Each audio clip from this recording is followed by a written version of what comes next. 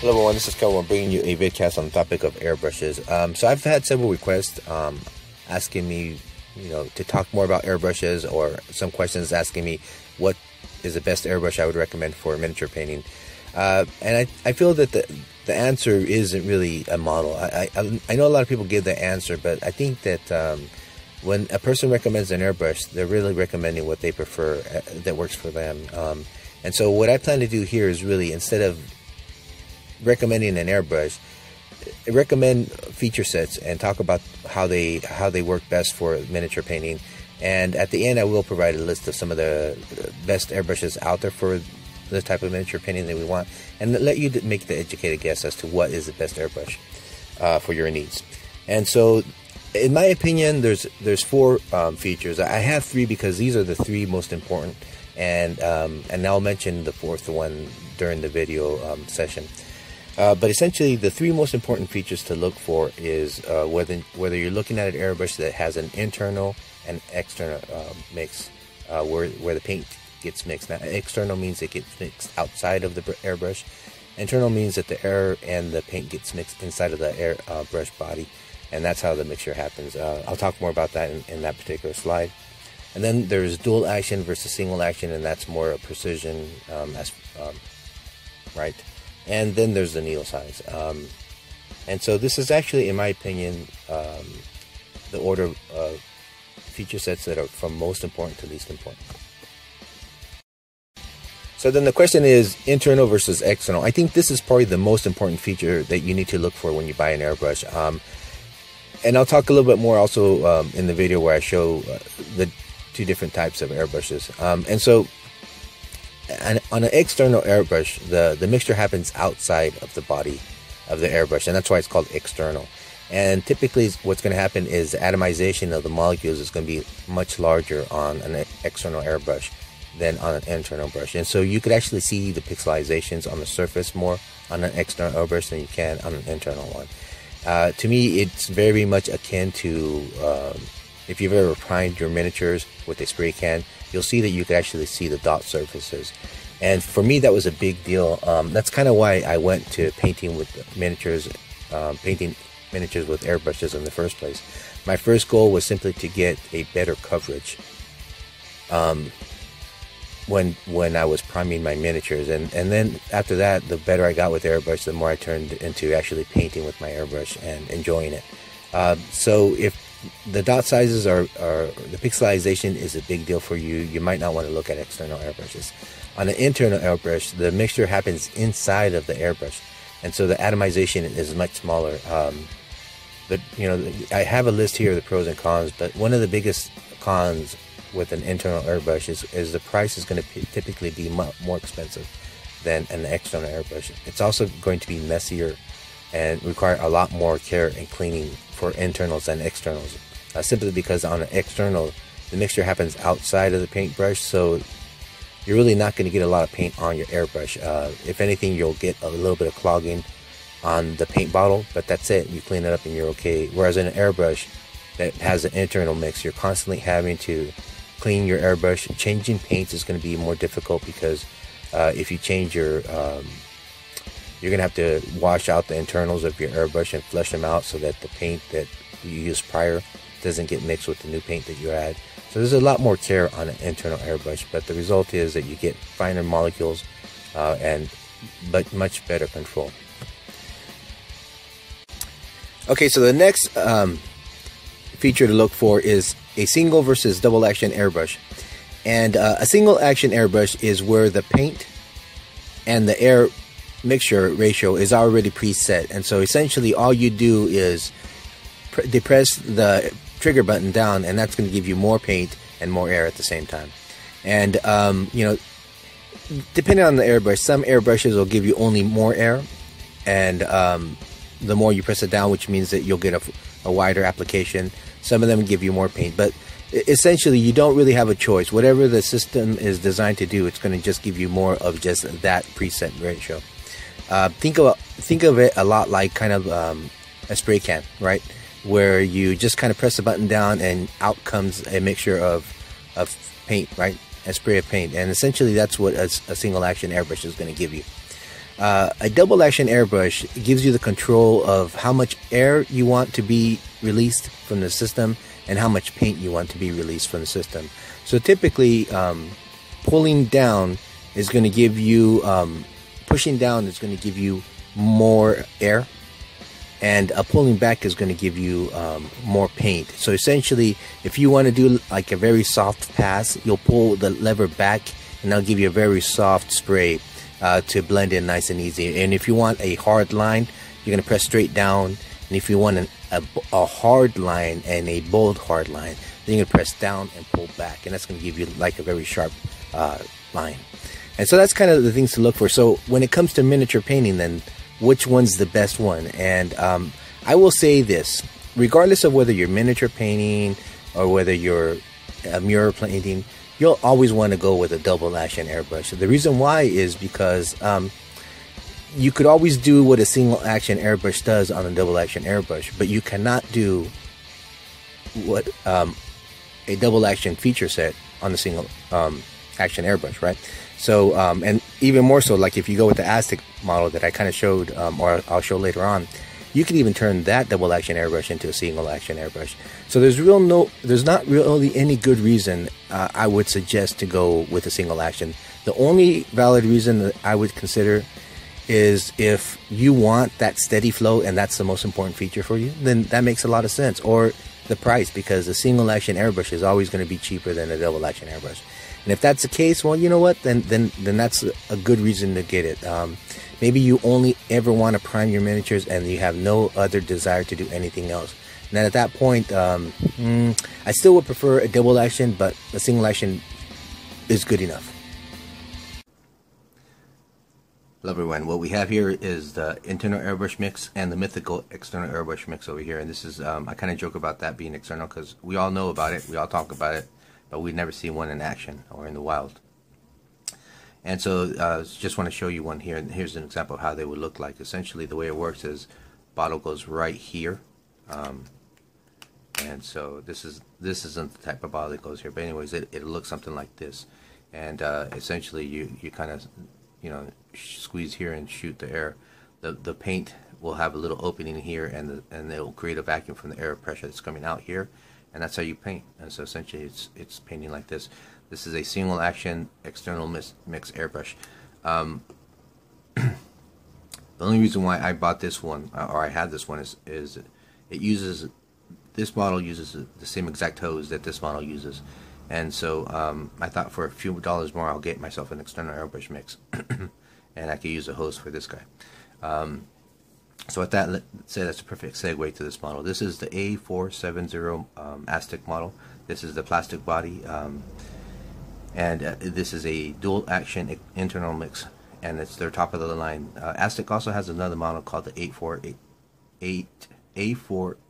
model, and essentially it's identical to this except it has this aluminum cast body. So the number one criticism that Aztec received with this model was that it was too light. The industry was used to the heavy steel body models that kind of dominate the airbrush industry. So when Aztec came out with this model, people didn't like how light it was. So Aztec responded by creating an all aluminum body. So if you're in the market for the Aztec airbrush and want that heavy feel and the all steel feel, go for that model. If not, stick with this one. I recommend this one simply because it's a little bit cheaper and it has the same feature set, and I personally do like the lighter weight, and I do like the rubber grip. The all aluminum body doesn't have this nice little rubber grip, and this grip here makes it very easy for you to hold. So after painting for long periods of time, your hand starts getting a bit numb, and this grip makes it easy for you to hold. That's it. Let's move on. Okay, so this is also a dual/single action airbrush. One of the unique features that the Aztec has. And so the way you make it a single action airbrush is you essentially move this lever all the way to the right. To make it a dual action, I recommend you put the nozzle on first and then you move it over to the left until you find some resistance. And at that point you have the dual action airbrush. Definitely test it out before you start, assuming you have it. Anyhow, the way this lever action works here is you press down for paint and you pull back for air. So essentially you want a straight hard line, you press directly down, and if you want a soft blending action, you just pull it directly back, and then if you want like a very strong straight line, you push all the way back and down, and that'll give you a very hard line. So that's the way these guys work. Slightly out of focus. Okay, so anyhow,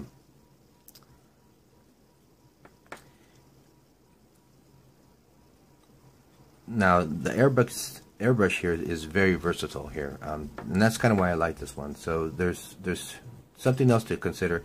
I'm not going to put it in any of the slides. It's not that important, but it might be important for you or for us as miniature hobby painters. And essentially, it's how do you feed? How does paint get fed? And so there's two dominant styles of airbrushes out there. There's the gravity fed, and then there's the siphon fed, and then you have top gravity fed. You know, a sub breakdown of that is top gravity fed or side gravity fed. This happens to be a side gravity fed. It's also side. It's one of the few that also have the ability to be a siphon fed. For me personally, I only ever use a gravity feed. I find that gravity feed is far better for miniature painting. So essentially, this is an example that comes this way. This is the default case, and it's actually the best one so far because it's easier for you to put your paint in here and just keep on painting. And you see, it's wide enough that you could kind of put water in here as well to clean it out. Use your brush to clean it as well, and you know, hit the holes in here, and so that's kind of why I use this one right here. But if I'm painting a lot and I'm using different colors, one of the difficult things about airbrushes is changing colors because you have to clean them out so much. Again, another advantage of this guy right here. And so I have these particular cases, and so essentially you put the paint in here and you line up this little slash the color with this hole, and you could paint. And when you're done, when you're done with that color, you kind of just turn it to the side and set it away, and then you could interact. You know, you could change between these different siphon heads. So that's kind of why I like this airbrush. The versatility is great. This airbrush also comes with different nozzle sizes, and so they tell you you're not supposed to mix and match and pull these nozzles apart, but I do it all the time. Here's an example. And so they come apart, and that's kind of another, you know, the ASIC tells you not to do that because they're so fine you could damage them. But as long as you're careful and not, you know, a caveman about it, you could definitely take them apart, keep them clean. I found that you got to take them apart to clean them out. And so what I've done here is, if you notice, there's ASIC has two types of nozzle tips. They have this one right here, and this is designed to protect. So all the smaller nozzles with the smaller holes, they have this one to protect. But the problem is when you need to get close as miniature painters, and so this stops you from getting close. So what I end up doing is I end up swapping these guys out. I use this one for the larger nozzles since I'm farther away, and then I use this one so I could get nice and tight. And I don't know if you could see the nozzle here, but you could essentially see the needle pretty easy if I get close.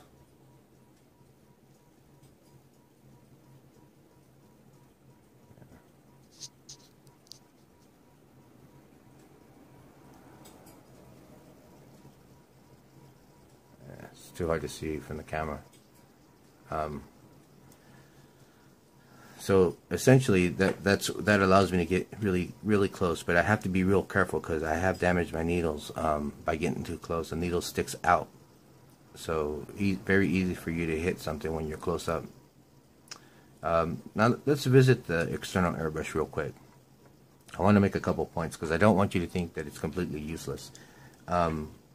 The quality of an external airbrush mix is probably close to that of an aerosol air can. And so if you're just looking to go get a cheaper solution, this is definitely a good way to go. I think it's going to be better than an airbrush. It's going to give you more versatility in the colors that you want to use. You're not going to have like 10 different bottles of aerosol air cans for the different types of base coats that you want. With this guy right here, you essentially could either use $20 to get you into it. It comes with bottles already, so you could pre-mix your colors that you want.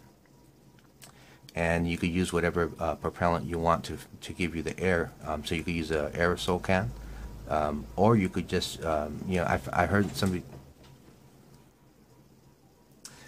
So one of the solutions I heard somebody once used to that was on a budget, so they didn't have a compressor. So what they would do is they bought a gallon, a 5 to 10 gallon can at Walmart for about maybe $10, $20. I forget how much it was exactly, but essentially they used that and they filled it up at the gas station, and that would last for several sittings.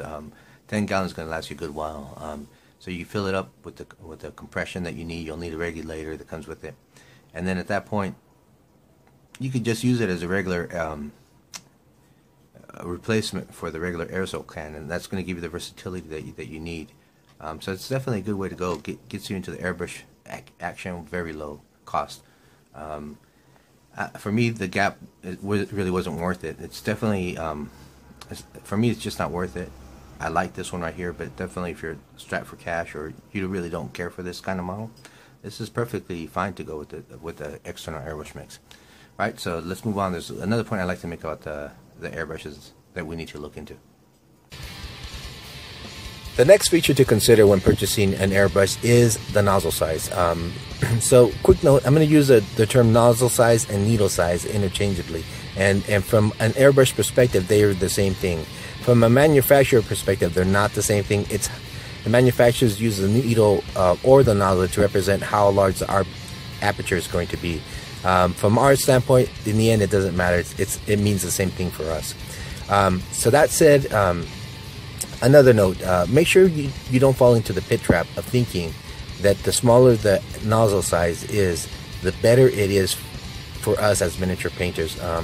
My opinion is, and I think many others airbrush painters that use airbrushes for miniatures, anything from 0.30 millimeters to 0.15 millimeters is good enough. The reason for that is because of the overspray. No matter what, you're going to get overspray, and so that you're not going to get that detail that you want, that sharp, crisp detail that you want once you get small enough. And that's because the miniatures have such small detail in them that we're always going to end up going to a brush for that detail that we need. Also, if you really need those sharp transitions and the sharp corners, you still could use stencils and you still could use masking tape to get you that sharp edge. And so you really don't need very, very fine detailed airbrushes. Like I said, anywhere between 0.30 and 0.15 is good enough. Now, me personally, I use the 30 millimeter for the Aztec airbrush. They mention I use the ink one where they say don't use it for the acrylics. I find that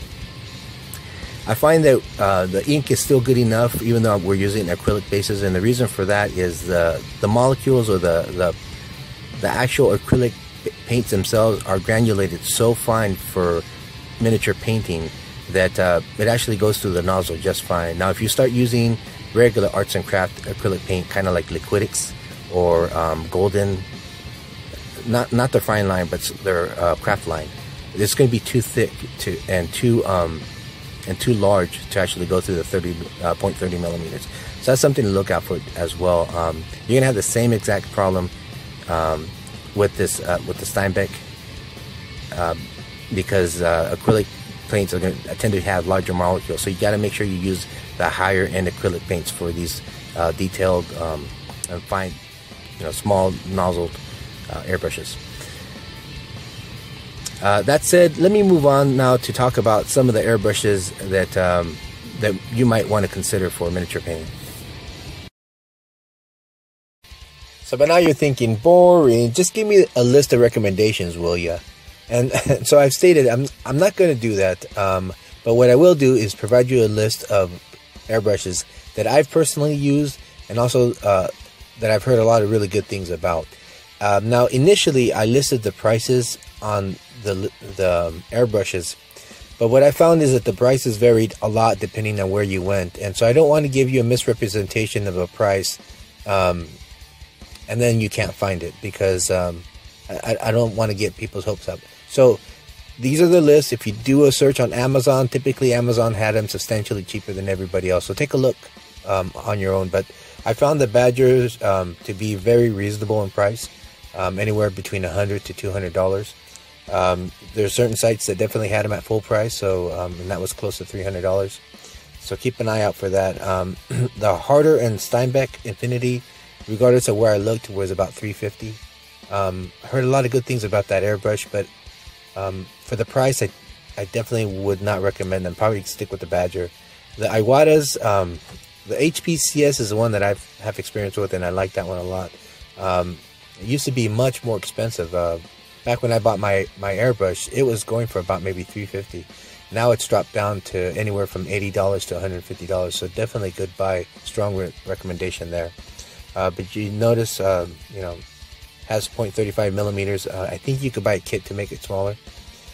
The custom is very nice. Got a fine point on it. No personal experience, but I've heard a lot of really good things about that one.